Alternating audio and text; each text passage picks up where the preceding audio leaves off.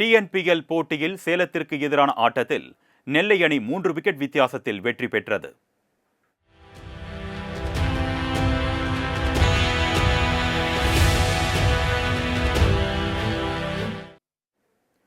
பதினெட்டாவது TNPL T20 cricket போட்டி கடந்த 5ஆம் தேதி தொடங்கியது.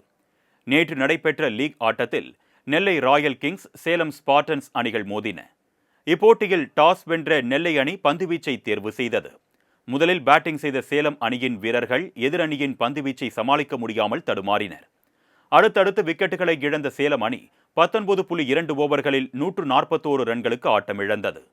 நெல்லை அணி வீரர் சோனு யாதவ் 5 விக்கெட்டுகளை கைப்பற்றி அசத்தினார். 142 ரன்கள் எடுத்தால் வெற்றி என்ற இலக்குடன் நெல்லை அணி பேட்டிங் செய்தது.